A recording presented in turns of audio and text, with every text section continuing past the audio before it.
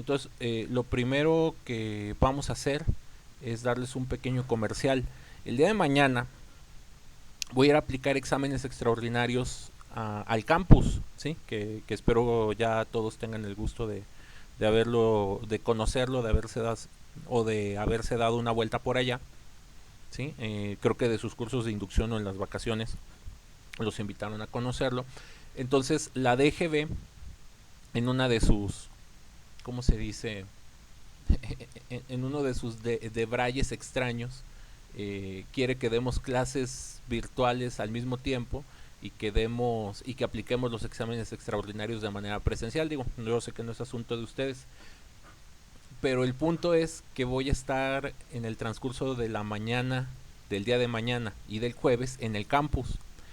Entonces estaba revisando el horario y particularmente, eh, bueno, como este va a ser el video de los grupos, eh, mañana al 107 no va a tener clases conmigo, entonces les voy a dejar trabajo asíncrono. Lo más seguro es que se los deje de la plataforma prueba o que les suba ya una clase grabada y sea su tarea verla. ¿Sí? Ahí les voy a publicar las instrucciones con todo lujo de detalle. Y en el caso de ustedes que son el 105 me parece, o estoy echando mentiras, no sé si son el 105, mañana nuestra clase es de 11:50 a 12:40. El examen yo lo acabo de aplicar a las 12, ¿sí? Y muy seguramente me tardaré unos 10 o 15 minutos en lo que les reviso. Entonces a ustedes también les voy a dejar el trabajo asíncrono, la clase asíncrona, y en cuanto termine mi examen les voy a marcar. ¿Sí? Entonces mañana les voy a marcar tarde. Ya su coordinador, la directora, ya todos saben que más o menos va a estar así, nada más los pongo al tanto. Eso va a ser para el miércoles, digo para que lo tengan en cuenta. De todas maneras, todos se los escribo y se los pongo ahí, se los publico en sus canales con los que voy a estar perdiendo clase. Y luego con ustedes, mañana de 9:40 a 10:30, va a ser el mismo problema. Ahí sí no me voy a poder conectar porque el jueves aplico otro examen extraordinario de las 10 a las 12.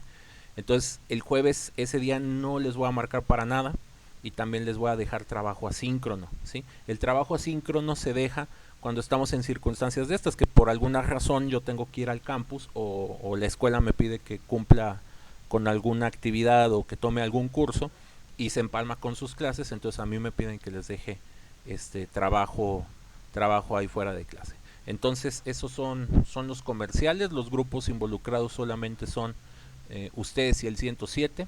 ¿Sí? Y a cada quien le voy a hacer ahí la publicación de qué les toca hacer o cómo les toca manejarlo.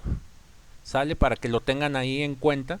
Y normalmente cuando ocurra eso, si tienen dudas o no pueden sacar algo, es bien importante que me dejen mensaje por chat privado. O si todo el grupo no dio una, ahí me ponen un mensaje general en el grupo, ¿sí? Y ya me dicen cuál haya sido la situación. Yo voy a estar al pendiente ahí en la computadora, como voy a estar aplicando el examen, pues bueno, los vigilo con un ojo y con el otro volteo a ver la pantalla, ¿no? Entonces procuraré que si hay alguna duda o alguna circunstancia, estarlos atendiendo por el chat privado. No sé si hay alguna duda al respecto de eso. Yo nada más para que mañana no los tome por sorpresa. Y pasado mañana.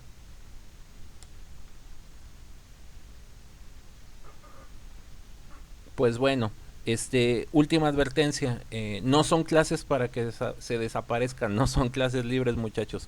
Normalmente se les deja algún trabajo o actividad. Entonces, si ustedes deciden tomarse la clase libre, porque luego eso van a hacer algunos, digo, es parte de la vida que lo hagan, está bien. ¿Cómo se dice? Nomás consideren que se va a dejar ahí un trabajo, entonces seguramente lo van a tener que hacer en la tarde o van a andar correteados en la noche. ¿Sí? Entonces, bien importante, no me pierdan eso de vista. Bueno, proseguimos con el tema. ¿Sí? Entonces, ayer platicamos las propiedades Profe, el básicas. trabajo lo va a subir por ahí por Teams mañana. Sí, les voy a poner ahí un aviso en el grupo, como los que les publico. Y como va a ser un trabajo, es decir, eso va a ser algo para entregar una tarea, le pudiéramos decir. Entonces tengo que aplicar ¿cómo se llama? La regla que les dije. Entonces aquí en el tablerito les tengo que hacer una publicación como esta. ¿sí? Y ya ahí les voy a poner los detalles de qué hay que hacer, qué hay que ver, qué me van a mandar. ¿De acuerdo, Kevin? O no sé si hay alguna otra duda. Bueno, entonces, ahora sí. Entonces, ayer acabamos de ver las propiedades básicas de los números, ¿sí? Y ya nada más vamos a ir cerrando este tema de manera muy, muy puntual, recordando las leyes de los signos. Si se fijan, en todas las propiedades jamás hablé de las leyes de los signos, ¿sí? Y es que resulta que las leyes de los signos no es una propiedad básica de los números. Las leyes de los signos, aunque ustedes no lo crean, es una consecuencia de todas las propiedades que platicamos el día de ayer. Hay un libro que se llama Calculus de Michael Spivak, donde en su primer capítulo les demuestra utilizando estas propiedades por qué más por más da más, menos por menos da menos, o por qué más por menos da menos, ¿sí? Entonces, seguramente esa es una regla que ustedes ya ubican bastante bien. La manera de indicar que un número es positivo de manera alternativa es esta, ¿sí? Decimos que los números positivos son cualesquiera más grandes que el cero. Entonces, si decimos que A es mayor que cero, esto significa o se traduce que A debe de ser un número positivo, ¿sí? Por ejemplo, B mayor que cero significa que B tiene que estar en esta parte de la recta, ¿sí? Tendría que estar de aquí en adelante. Ojo, el cero no es un número que es a la vez positivo y negativo. O también se vale decir que el cero no tiene ningún tipo de signo, es la única cantidad sobre la cual se cumple eso. Entonces aquí lo que decimos es que si yo tengo dos números positivos y los sumo, el resultado tiene que ser otro número positivo, ¿sí? Entonces esto significa la frase de aquí arriba. La frase de aquí abajo, estoy diciendo que A es un número negativo, es decir, que A se encuentra por acá, ¿sí? Y en este caso estoy diciendo que B también es un número negativo, ¿sí? Es decir, B se encuentra por acá. Si dos números negativos se suman, el resultado tiene que ser un número negativo. Entonces, estas son las dos reglas básicas que seguramente todos manejan muy bien, ¿sí? Sobre todo la primera. Luego la segunda ocasiona algunos tipos de conflicto. Ahorita en cuanto avancemos pondremos ejemplos, ¿sí? Pero se puede entender como si tú ganas dinero o tú ganas fondos, entre más ganes más tienes, ¿sí? Entonces ganar y ganar significa tener más. Entonces por eso es positivo. La segunda la pueden interpretar como deudas. Tienen una deuda y tienen otra deuda. Si ustedes suman sus deudas, pues van a tener una deuda más grande, ¿sí? Esmeralda, te escucho. ¿Cuál es tu duda o comentario? Profe, si nos está, Ah, no se ve la pantalla. Cierto, no se ve. cierto. ¿Ya se ve? Perdón, luego se me va. Sí, ya. Sale, muchas gracias, Esmeralda. Una disculpa. Perdón, estamos por acá en donde dice leyes de los signos, ¿sí? Ya todo esto fue lo que platicamos el día de ayer. Entonces, esta frase de aquí, estoy diciendo que A es mayor que cero. Entonces, decir que A es mayor que cero significa número positivo. Esta es otra manera de escribir que A es un número positivo, ¿sí? Decir que B es más grande que cero significa que B se encuentra por aquí. Entonces, esto es otra forma de decir que B es un número positivo. Cuando tú combinas dos números positivos, la combinación de esos dos números a través de una suma es otro número positivo. Entonces, esto es lo que significa la primera frase, ¿sí? Segunda frase, A menor que cero. Esto significa un número negativo. Los números más pequeños que cero están por acá, o sea, los negativos, ¿sí? Entonces, vean que hay formas de escribir las cosas, ¿sí? Lo podemos ver con un dibujo, obviamente con un dibujo siempre es más fácil de digerir, pero también lo podemos poner con símbolos. La ventaja de los símbolos es que todo es más compacto, ¿sí? Y con los símbolos se pueden hacer algunos cálculos que a veces con el dibujo no es tan sencillo de hacer. Por ejemplo, B menor que 0 significa que B es un número negativo, es decir, que está en esta región. Tiene que estar por aquí, hacia la izquierda del 0. Si tú combinas dos números negativos, ¿sí? Entonces el resultado tiene que ser otro número negativo. Y esto es lo que les digo, si tú tienes una deuda y otra deuda y combinas las dos deudas, pues tienes una deuda más grande. ¿Sí? Luego puedo tener A más pequeño que B. Aquí no importa si hay B's o negativos, lo único que estoy diciendo es que A va a quedar del lado izquierdo. De hecho, aquí conviene poner algún ejemplo hipotético. Digamos que A menor que B significa que A, si yo pongo aquí A, B tiene que estar hacia la derecha. Eso es lo que significa. Entonces la B la voy a poner ahí. Entonces si tú a la A le quitas la B, vas a obtener un número negativo. ¿Sí? Por ejemplo, si A es más grande que la B, ¿sí? O sea, eso significa que la A debe de quedar del lado derecho y la B del lado izquierdo. Entonces, para que se alcance a ver eso, volvemos a borrar. No se preocupen, ay, profe, no alcancé a notar eso, se grabó. ¿Sí? Entonces, por ejemplo, aquí vamos a decir que la A es más grande que B. Entonces quiere decir que la A debe de quedar por acá. Y la B puede ser cualquier número hacia la izquierda, por ejemplo, puede ser este.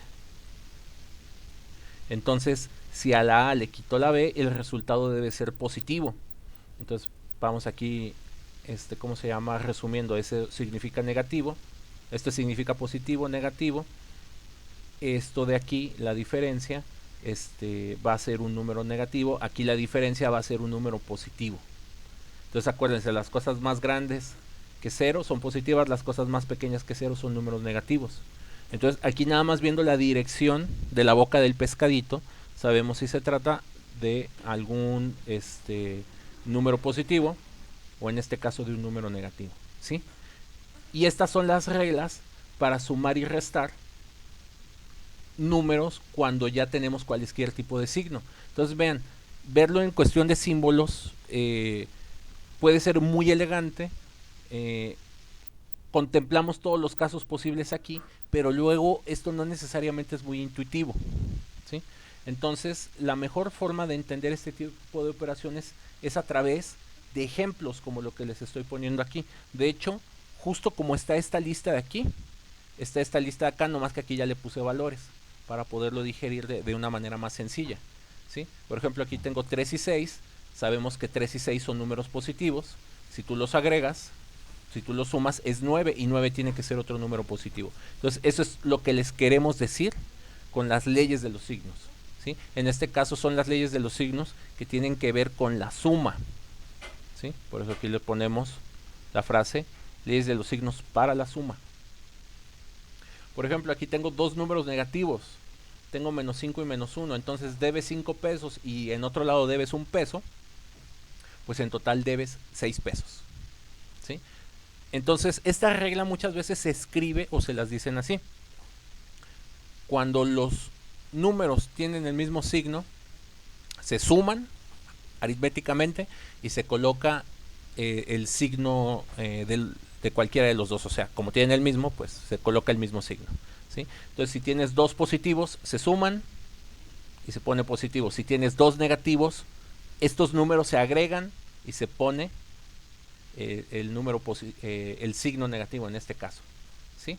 Entonces, ¿alguna duda con el ejemplo 1 o con el ejemplo 2?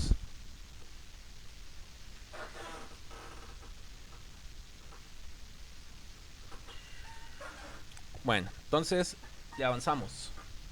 Ahora tenemos menos 6 y 2. El número 2 es más grande que el menos 6, es lo que estoy escribiendo aquí. ¿Sí? Aquí no se dejen llevar por el valor numérico. ¿Sí? Aquí déjense llevar por el signo. Digamos que el pescadito siempre apunta a la situación más favorable. ¿Qué es mejor? ¿Tener 2 pesos o deber 6 pesos? No sé si estén de acuerdo. Tener 2 pesos. Tener 2 pesos. Sí, muchas gracias. Es mejor tener 2 pesos que deber 6 pesos. Por eso el pescadito le apunta al 2. Esta situación es más favorable. ¿Sí? Entonces, si nosotros queremos hacer la resta de estos dos números, ¿sí? Que es la operación que estamos proponiendo por acá, significa que a esto que debo le voy a quitar esto que tengo. ¿Sí? Entonces, ¿cómo se dice? Ah, miren, aquí le puse mal el número, este número no, aquí. Si yo debo 6 y le voy a quitar 2, pues ahora voy a deber 8, ¿sí? Y 8 es un número negativo. Entonces ese menos 3, vamos a corregirlo de una vez. Si no nos toma nada. Este es un menos 8. Si detectan algún error en mis diapositivas o en los cálculos que hago, señálenlo, ¿eh? Luego yo también cometo errores más seguido de lo que ustedes se imaginan. Y mi esposa escucha que cometo errores y le da risa. A ver si la próxima vez que cometa uno nomás le da risa. Bueno, entonces vamos al siguiente ejemplo. Tengo un número va a ser menos 1 y el otro va a ser menos 4, ¿sí? El menos 1 es más grande que el menos 4. ¿Por qué se cumple esto? Pues deber un peso es mejor que deber 4, ¿sí? Entonces, en los mayor que y menor que para números negativos, siempre piénsenlo con deudas, ¿sí? Con dinero, teniendo dinero y teniendo deudas, ¿sí? Entonces, aquí lo que estoy diciendo es que a mi deuda de un peso le voy a quitar 4. Entonces, quitar una deuda significa dar dinero. No sé si estén de acuerdo con eso. Quitar una deuda es dar dinero. Si tú me debes 5 pesos y yo te quito la deuda, pues es como si te regresara los 5 pesos que me debes, ¿no? ¿Sí estamos de acuerdo ahí? Sí, profe. Quitar una deuda es dar dinero, ¿sí? Entonces vean, la interpretación de los signos con dinero la verdad es muy sencilla. Entonces debo 1 y me van a quitar una deuda de 4 pesos. Entonces eso quiere decir que me están dando 4 pesos, ¿sí? Entonces a 1 le agrego 4, a una deuda de 1 le agrego 4 pesos, entonces ya tengo 3 pesos. ¿Sí? Entonces estas son las reglas de los signos.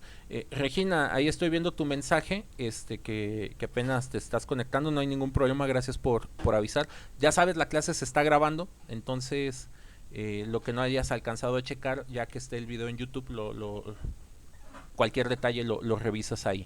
Y si tienes dudas, por supuesto, mandas mensaje y preguntas.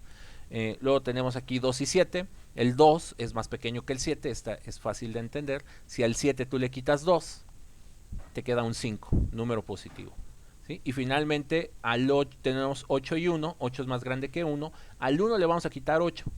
Tienes un peso pero debes 8, entonces globalmente en tus finanzas debes 7. Entonces estas son las reglas para sumar y restar números positivos y negativos. ¿Qué es lo que me interesa del curso? Que entiendan bien estos signos, cómo se utilizan en cada uno de estos ejemplos. Aquí abordé todas las posibilidades que había. Entonces de aquí en adelante, cuando ustedes tengan que hacer una reducción suma-resta, ¿sí?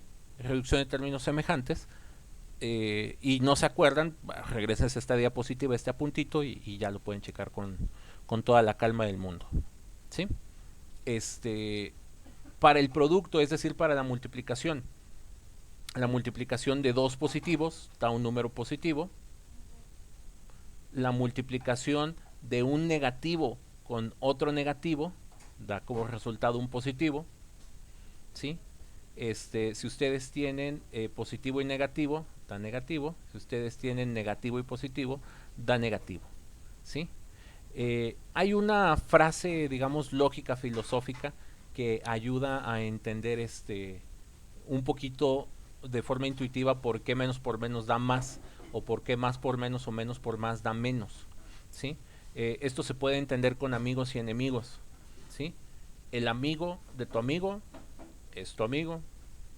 El enemigo el enemigo de tu enemigo es tu amigo. El amigo de tu enemigo es tu enemigo. El enemigo de tu amigo también es tu enemigo, ¿sí? Entonces es una manera muy sencilla de aprendérselos y de ver cómo la lógica, por ejemplo, como una lógica, digamos, ahorita que usé gramatical o de sentido de experiencia, pues rápidamente se ve reflejada en una estructura matemática, ¿sí? Y bueno, aquí los ejemplos son más sencillos. Más 3 por más 5 da más 15. Menos 2 por menos 4 da más 8. Más 3 por menos 4 da menos 12. Y menos 2 por más 6 da menos 12. Entonces, esas son las reglas de los signos. No sé si tengan alguna duda o comentario al respecto.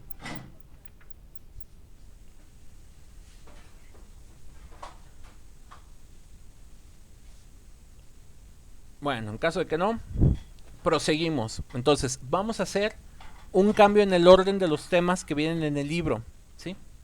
En la siguiente sección de su libro, ¿sí? Esto de las leyes de los signos, o sea, lo que acabamos de ver ayer, que son los axiomas, más o menos termina en la página 20 y luego vienen unos ejercicios de identificar los axiomas, que eso luego los dejamos. Y luego en su página 21 viene un rollo de operaciones con números reales y están las leyes de los signos, que es lo que acabamos de platicar, de explicar. ¿Sí? Profe, Sí. el 12 de menos 3 por menos 4 no es, debe de ser 12 positivo, A ver, como el de arriba. Creo que algo escribió mal aquí. Menos y menos, aquí puse menos. No, aquí cometí un error. O sea, es de escritura. Este es un más aquí. No sé si estás de acuerdo. O sea, este no lo puse bien. Y entonces Ok. más por menos da menos. Entonces mi error aquí es ese más. ¿Sí? O sea que sí está mal. Vamos a cambiarlo. Muchas gracias por notarlo. De hecho, normalmente al primer grupo que le doy la clase tiene la ventaja de que le grabo la clase, pero luego tiene la desventaja que los errores o los detalles salen con ellos. ¿Sí? Entonces, ahora sí ya está bien. Sale, cualquier otra cosa que noten me lo dicen. Bueno, les estaba diciendo que a partir de la página 21 viene explicado con más ejemplos los que les acabo de platicar aquí, ¿sí? Y luego ya vienen unas en la página 24, 25 y 26 vienen algunos ejercicios para hacer operaciones, ¿sí? Entonces, previendo un poco que mañana y pasado mañana les voy a dejar trabajo, ¿sí? O sea, les voy a tener que dejar ahí una actividad para que vean. Voy a avanzar al siguiente tema, ¿sí? El siguiente tema se supone que deberían de ser leyes de los exponentes, pero a mí se me hace un error ver ese tema en este momento. ¿Por qué se me hace un error? Porque ahí les van a poner, les ponen en algunas operaciones, les ponen fracciones o suponen que ustedes ya manejan fracciones y los temas de fracciones vienen más adelante. Entonces, creo que es más prudente y es mejor si vemos o empezamos a ver la primera parte de fracciones, y es con lo que voy a continuar la clase del día de hoy, ¿sí? Entonces vamos a ver este pequeño material sobre fracciones, ¿sí? Y bajo el entendido de que me brinqué una pequeña sección del libro que luego voy a ver. Los voy a ver al revés, primero vienen exponentes y luego fracciones, así viene en su libro. Yo no considero adecuado, no se me hace buena idea que veamos así los temas, entonces mejor primero veo fracciones y después veo las leyes de los exponentes, ¿sí?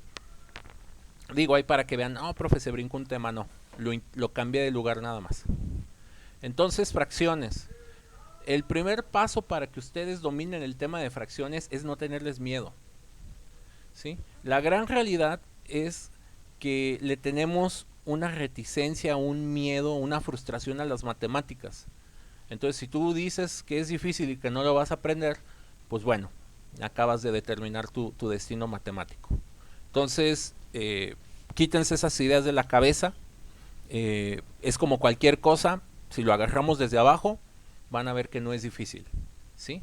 Entonces, trabajen esa actitud. Es el primer paso para aprender en general matemáticas, sobre todo fracciones. El segundo paso consiste en entender qué son y qué representan. Entonces, aquí nos vamos a regresar a su primaria, ¿sí? Ahora que las clases han sido en línea, veía aquí al joven Mateo las clases de matemáticas que le daban por la televisión para tercero y cuarto de primaria, y veía los ejercicios que les ponía y decía, mis estudiantes de bachillerato si las vieran no les entenderían. No sé qué rayos pasa en la secundaria o qué rayos les pasa en la primaria, no sé. Yo no lo sé, no lo entiendo, me cuesta trabajo imaginármelo. Yo sé que son tiempos diferentes, que son formas diferentes, pero las cuentas que vimos ahorita de manera previa en las leyes de los signos, las sumas, las sumas y las multiplicaciones, uno las entiende bien porque uno se puede imaginar casos. Ah, tengo 3 pesos y debo 4 pesos. Entonces inmediatamente tu cerebro procesa la información. Las multiplicaciones, ah, mira, tengo una cuadrícula y los cuadritos, las columnas son 3 y las filas son 4, entonces 3 por 4, 12, tengo 12 cuadritos, ¿no? No los tengo que contar de uno por uno. Entonces, las operaciones sencillas que ustedes saben hacer siempre son operaciones en las cuales ustedes se imaginan, ¿sí? Se imaginan qué es lo que sucede. Entonces, la fracción es la misma historia. ¿Por qué nos cuesta tanto trabajo hacer operaciones con fracciones? Porque ni siquiera nos imaginamos o visualizamos qué son y cómo es que se pueden llevar a cabo esas operaciones, ¿sí? Entonces, vamos a definir una fracción. Vamos a agarrar un objeto, ¿sí? Y ese objeto puede ser una pelota, puede ser un pastel, puede ser dinero, puede ser una cantidad de dinero, ese objeto puede ser lo que ustedes quieran imaginarse, ¿sí? Y dado el objeto, a ese objeto es lo que lo vamos a definir o a llamar como una unidad, o sea, es el todo, ¿sí? Entonces, dado un objeto, una fracción significa repartirlo en varias partes, ¿sí? Entonces, la cantidad de partes en las cuales tú vas a dividir tu objeto es el denominador, ¿sí? Y la cantidad de partes que te vas a quedar, ¿sí? Ya una vez que partiste el objeto en partes iguales, a esas partes con las cuales tú te vas a quedar se le llama numerador, ¿sí? Entonces aquí vamos a poner dos ejemplos. Tenemos la fracción 3 quintos y tenemos la fracción 5 cuartos, ¿sí? Entonces, el denominador significa que el objeto que yo tenga aquí tú puedes poner la figura que quieras. Yo puse un cuadrado porque se me ocurrió poner un cuadrado, pero tú puedes poner ahí la figura o el objeto que tú te quieras imaginar. Entonces, el denominador significa el número de divisiones, ¿sí? Y el numerador, las secciones que tú tomas, con las que tú te vas a quedar. Aquí pongo esto en blanco para que sigas visualizando el objeto completo, pero esto significa que solo te quedaste con lo que está iluminado. Entonces, esto pudo haber sido un pastel, se te ocurrió partirlo de esta manera y te quedaste con 3 rebanadas. Cuando el numerador es un número más pequeño que el denominador, se le conoce como fracción propia, ¿sí? ¿Por qué le decimos propia? O sea, porque significa que partí un objeto y me quedé con una parte del objeto, ¿sí? Entonces, el concepto de fracción que les ofrezco aquí está propiamente aplicado o está bien aplicado.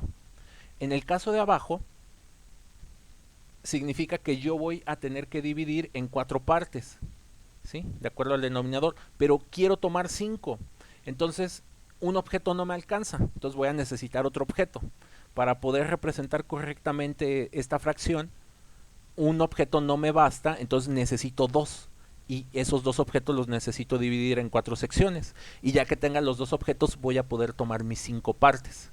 Este es un ejemplo de fracción impropia, cuando el numerador es más grande que el denominador. Y se llama impropia porque necesitas más de un objeto para poder hacer la representación. Entonces, ¿alguna duda con esto? Vean, lo agarramos desde la primaria. ¿Alguna duda con estos conceptos o con esta forma de visualizarlo?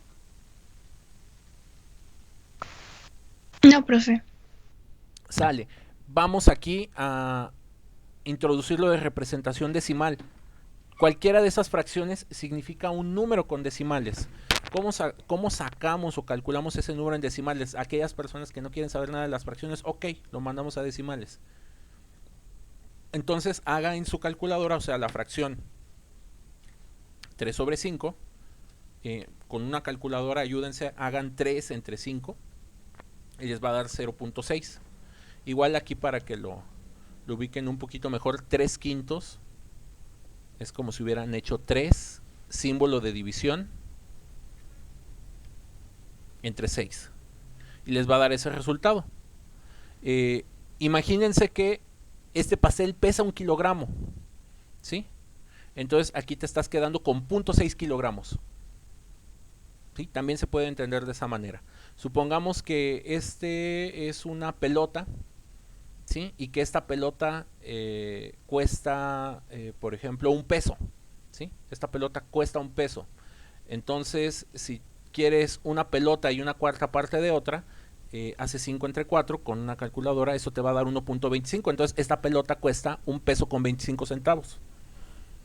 ¿Sí? Entonces, los decimales adquieren más sentido cuando le damos más interpretación a esto. ¿Sí? Ahora, seguimos avanzando. Todas las fracciones propias están en esta parte de la recta numérica. Entonces, si les piden encontrar números como 3 quintos, 1 tercio, 7 octavos, 13 veinteavos o cualquier fracción que el número de arriba es más pequeño que el de abajo, todas las encuentran aquí. Obviamente aquí las positivas y aquí las negativas. Todas las fracciones impropias van a partir del 1, ¿sí?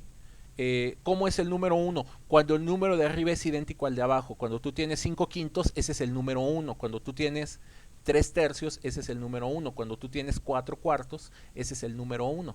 Entonces vean que si el numerador y el denominador son idénticos, les tiene que dar el número 1, o si estamos con algún negativo, con el menos 1. ¿Sí? Entonces es muy importante y muy valioso que ubiquen en qué parte de la recta numérica están las fracciones propias, el número 1, o sea, cuando numerador y denominador son idénticos, y dónde se encuentran las impropias. Ahora, si ampliamos este espacio que hay entre 0 y 1, o también lo pudimos haber hecho entre 0 y menos 1, para encontrar las fracciones fácilmente, este espacio del 0 al 1, o sea, esta unidad, por eso les digo, dado un objeto la unidad, ahora la unidad es este cachito de recta, pues se lo pueden imaginar como un cacho de hilo, como un pedazo de estambre, como el largo de un papel que ustedes quieren dividir. Pueden volver a aplicar este concepto. Entonces, los denominadores son la cantidad de veces en las cuales ustedes van a hacer las divisiones, ¿no? Y en numerador, aquí le estoy poniendo 1 para simbolizar que este es un medio, este es un tercio, este es un cuarto, este es un quinto, este es un sexto, y aquí gráficamente ya pueden decirme qué es más grande que otra cosa. Por ejemplo, ¿qué será más grande, un tercio o un medio? Así a ojo. ¿Qué es más grande, un medio? Un medio es más grande, se ve aquí por tamaño.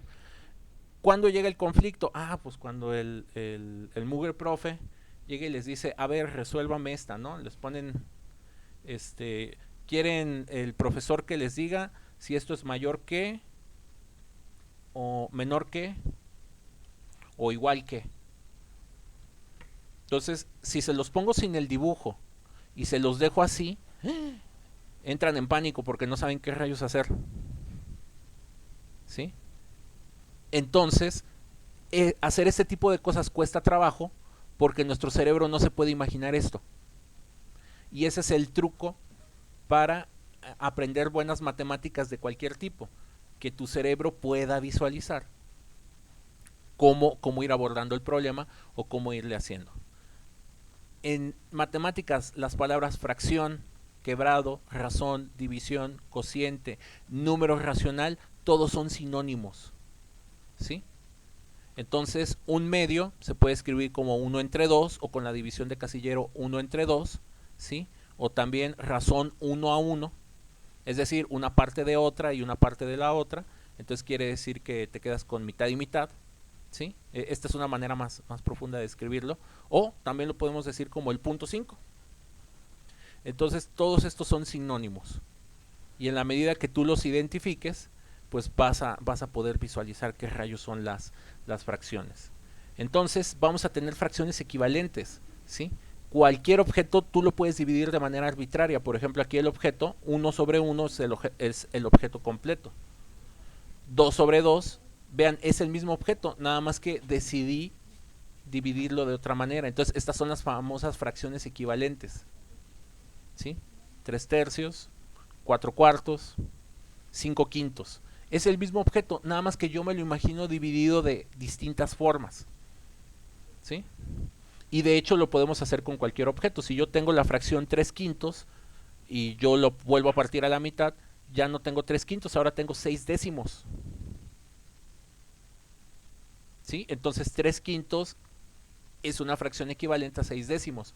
Y vean que es la misma área sombreada, o sea, es la misma cantidad de pastel o de dinero o de una hoja de papel coloreada de color rosa que ustedes imaginan. O sea, esta área es la misma que la de acá. Y podemos hacer más. Si en lugar de 2 yo lo hubiera querido dividir entre 3, ahí tengo 9/15, que es equivalente a 6/10, que es equivalente a 3/5. Y volvemos a lo que platicábamos el día de ayer de los axiomas. De esto se tratan las matemáticas, que tú entiendas que un objeto puede ser representado de muchas formas y que de esas formas hay una manera más sencilla de verla, ¿sí? Entonces, por lo tanto, la misma fracción la podemos poner como nos convenga. Una fracción simplificada, ¿sí? La fracción simplificada es aquella cuyo numerador y denominador no tienen factores en común. Entonces, aquí vamos a introducir un nuevo concepto, el concepto de factorización. Y no me refiero a la factorización algebraica, me refiero a la factorización aritmética. ¿Sí? La factorización aritmética significa que un número tú lo puedas descomponer en números primos. Por eso era importante el otro día acordarse de los números primos. Los números primos no tienen factorización, esa es la otra regla. Entonces, si yo tengo una fracción como 8/20, factorizar significa desmultiplicar. Entonces, para desmultiplicar, siempre hay que escoger números primos. Por ejemplo, el 8 se podrá escribir como un conjunto de números primos, unas multiplicaciones, sí. 2 por 2 por 2 les da un 8. El 20, si el 20 tú lo descompones en números primos, ¿sí? Vas a ver que 20 se puede escribir como 2 por 2 por 5. Entonces, puedes quitar 2 de arriba y 2 de abajo, y 8/20 lo simplificas a 2/5. Y lo puedes hacer con cualquier tipo de fracción. 18 lo puedes descomponer en números primos. Por ejemplo, 18 tiene mitad, sí, te va a dar un 9. La mitad de 18 es 9. Y luego el 9 tiene tercera, sí. 9 entre 3 da 3. Entonces 2 por 3, 6, por 3, 18. ¿Sí? El 15, misma historia. El 15 es un número compuesto. Si lo descompongo en números primos, que son el 3 y el 5, ¿sí? Entonces ya se repite un 3 arriba y un 3 abajo, los puedo quitar. Me queda un 2 y un 3 arriba, un 5 abajo. Entonces la simplificación de esta fracción es 6/5. Que mucho ojo, significa lo mismo que 18/15. ¿Sí? 99 entre 100. Dices, a ver, vamos a ver si la podemos simplificar. Entonces 99 se puede escribir como 3 por 3 por 11. ¿Sí? Ojo, todos los números que les estoy poniendo aquí, en los cuales estoy descomponiendo, son números primos. Y otra vez, por eso es bien importante que se lo sepan.